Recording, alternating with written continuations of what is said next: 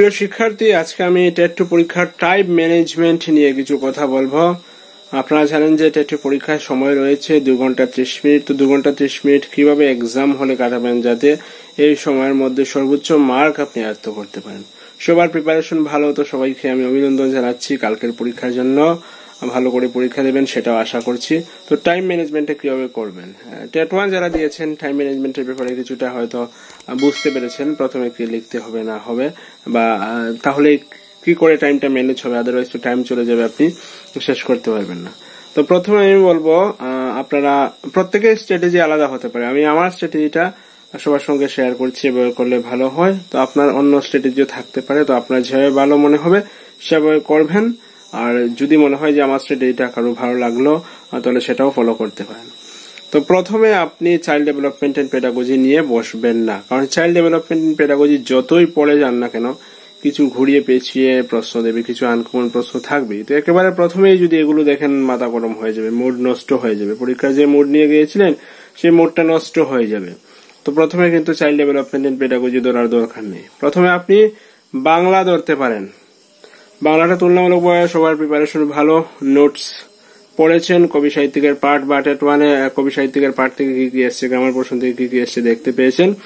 বাংলাটা মোটামুটি সবার ভালো হবে সেটা আমি আশা করছি। তো প্রথমে আপনি বাংলা ধরবেন, বাংলা চেষ্টা করলেন। বাংলা করতে খুব বেশি সময় লাগাবেন না, ঠিক আছে, যেহেতু এটা তো আপনাকে অঙ্কের মতো সলভ করে দেখতে হচ্ছে না, আপনার জানা জিনিস জাস্ট মনে করবেন, আয়ত্ত করবেন, করে লিখে দেবেন। তো বাংলা 30টা প্রশ্নের জন্য আপনি ধরুন যে 15 মিনিট বা 20 মিনিটের মধ্যে এগুলো শেষ করে নিতে হবে। হ্যাঁ, যেটা বলছি ওএমআর শিটে কিন্তু প্রথমে দাগ দেবেন না, প্রথমে আপনি কোয়েশ্চেন বুকলেটে দাগ দিয়ে দেবেন, পরবর্তীতে আপনি ওএমআর শিটে দাগ দেবেন। কারণ কোনো কারণে হয়তো কনফিউশনাল ছিলেন কোনো একটা কোয়েশ্চেন, আপনি যদি ওএমআর শিটে দাগ দিয়ে দেন তাহলে কিন্তু সেটা কাটাকাটি করতে পারবেন না। তো প্রথমে আপনি কোয়েশ্চেন বুকলেটে দাগ দিয়ে দেবেন এবং পরবর্তীতে সেটা আপনাকে ওএমআর শিটে দাগ দিতে হবে, সেটা আমি বলছি।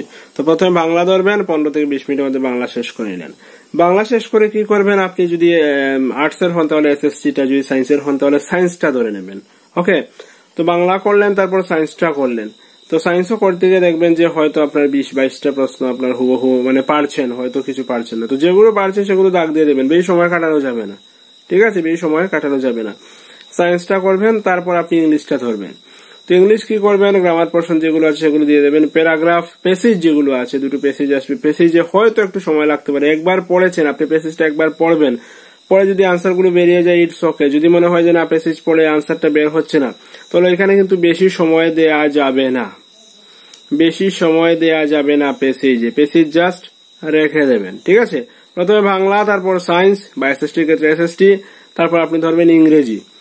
ইংরেজি ধরার পর তারপর আপনি ধরবেন পেডাগজি, ঠিক আছে, চাইল্ড ডেভেলপমেন্ট পেডাগজি সেগুলো ধরবেন। তো মোটামুটি 1 ঘন্টার মধ্যে সবগুলো হয়ে যেতে হবে। 15 করে 4টা পার্ট কিন্তু 1 ঘন্টার মধ্যে কভার হয়ে যেতে হবে। ইয়েতে ওই কোয়েশ্চেন বুকলে দাগ দিয়ে দেবেন। তারপর আপনি ধরবেন ম্যাথামেটিক্স। ম্যাথামেটিক্সে কিছু ইজি থাকবে, ইজি গুলো আগে করে নেবেন, আর কিছু আছে ক্যালকুলেটিভ থাকবে, ক্যালকুলেশন করবেন। তবে হয়তো কোনো ম্যাথামেটিক্স হয়তো আপনি ধরলেন যে ধরে একবার করলেন, করে আপনার আনসারটা মিলছে না, আবার সেটা করলেন। একটা প্রশ্নে কিন্তু বেশি সময় দেয়া যাবে না, যেগুলো একবার মিলছে না আপনি রেখে দিন, পরবর্তী সময় পেলে সেটা ধরবেন, অন্যটা করুন। এটা করতে কিন্তু মুশকিল হয়ে যায়। কেউ কেউ রয়েছে না আমি যেটা ধরেছি সেটা আমাকে করতে হবে, এটা কেন পারছি না, এটা তো আমি আজকে বা 2 দিন আগে করেছিলাম, এটা তো এই হওয়ার কথা, এটা এমন হচ্ছে না কেন। এমন করবেন না, সময় নষ্ট করবেন না। যেটা হচ্ছে না ছেড়ে দিন, একটা না হলে কি হবে অন্যটা, কারণ আপনাকে তো আর 150টার মধ্যে 150টা আনসার করতে হচ্ছে না, আপনাকে জাস্ট ঠিকঠাক মতো 90-95টা আনসার করলে আপনি সিলেক্টেড। ওকে, তো আপনি 150টা আনসার করবেন এমন ভাবনা ছেড়ে দিন।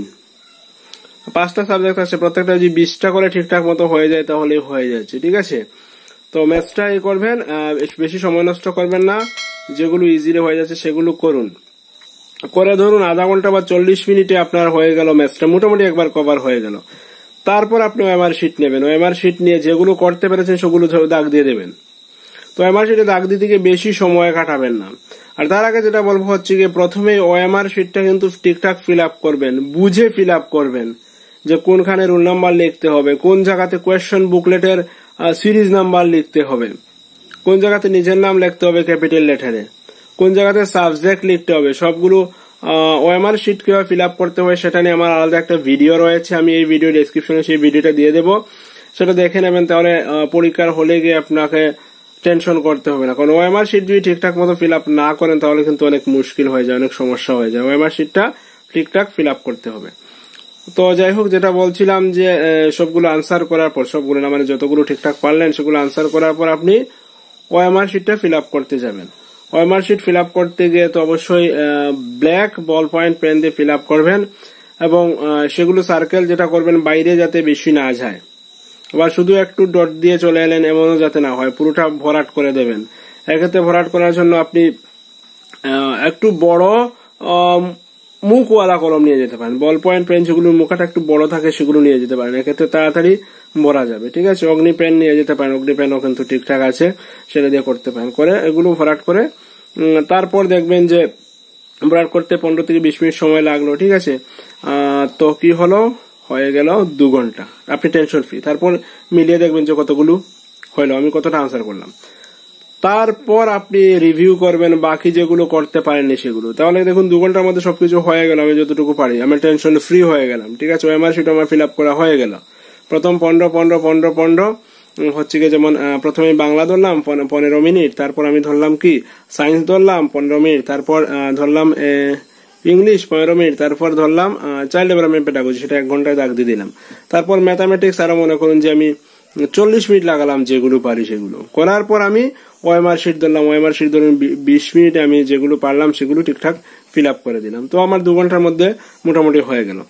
তারপর আপনি বাকি যেগুলো রইল, ম্যাথস রইল, সেগুলো করবেন, বা ইংলিশ প্যাসেজটা আবার পড়বেন, ধৈর্য সহকারে পড়ার চেষ্টা করবেন, বোঝার চেষ্টা করবেন। এক্ষেত্রে পরীক্ষার হলে জল নিয়ে যাবেন, যখন আপনি টেনশনে পড়বেন জল খাবেন, মাথা গরম করবেন না। আর হচ্ছে গিয়ে কি বলবো, সেটা হচ্ছে এই যে তারপর যেগুলো এতগুলো করার পর যেগুলো মনে করুন যে প্যাসেজ পড়েছেন, আনসার পেয়েছেন, সেটা আপনি সঙ্গে সঙ্গে দাগ দিয়ে দেবেন। ওএমআর শিটে কোয়েশ্চন বুকলেটে দাগ দিয়ে দেবেন, ওএমআর শিটেও সঙ্গে সঙ্গে ভরাট করে দেবেন। না হলে যদি ওইখানে যদি আটকে রেখেছেন যে আমি আর 10টা বের করলাম পরে দাগ দেবো, হঠাৎ করে দেখবেন যে সময় চলে গেছে, আপনি সেগুলো আর দাগ দিতে পারছেন না। তো একটা আনসার বের করেছেন, জাস্ট ওএমআর শিটে দাগ দিয়ে দেবেন, কারণ আপনার যেগুলো আপনি ঠিকঠাক পারেন সেগুলো তো আপনি দিয়ে দিয়েছেন। এখন জাস্ট এক্সট্রা যেগুলো দেবেন সেগুলো দেবেন, যত মার্কে আসুক না কেন। একটা সুবিধা হচ্ছে এটা দেখুন যে এখানে কোনো নেগেটিভ মার্ক থাকছে না। তো আমি বলবো সবগুলো ভরাট করে দিয়ে আসবেন, যেগুলো পারছেন খুঁজে বের করতে পেরেছেন সেগুলো খুঁজে বের করবেন, যেগুলো একেবারেই পারছেন না, আমার আইডিয়াই নেই কি হবে না হবে, সেগুলো কিন্তু ভরাট করে দিয়ে আসবেন। একটা কোয়েশ্চনও ছাড়বেন না, কারণ নেগেটিভ মার্কিং নেই। যদি যেগুলো একেবারে পারছেন না, হয়তো 10টা প্রশ্ন আপনি একেবারেই পারছেন না, আইডিয়া নেই, সেগুলো যদি আপনি বুঝে বুঝে দাগ দিয়ে আসেন, সেখান থেকে যদি 3টা প্রশ্ন হয়ে যায় তাহলে কিন্তু অনেক কিছু। ঠিক আছে না?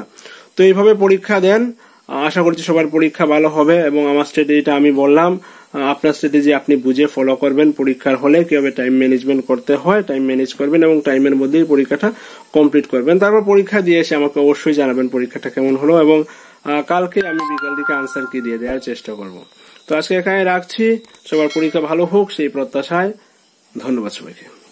আপনি যদি আমাদের চ্যানেলে নতুন হয়ে থাকেন, এখনো সাবস্ক্রাইব করেননি, তাহলে SMDN টিউটোরিয়াল ইউটিউব চ্যানেলটাকে সাবস্ক্রাইব করে নোটিফিকেশন এনেবল করে রেখে দিন এবং প্রতিটা ভিডিও ডেসক্রিপশন চেক করবেন, কারণ সেখানে ইনফরমেশন দেওয়া থাকে।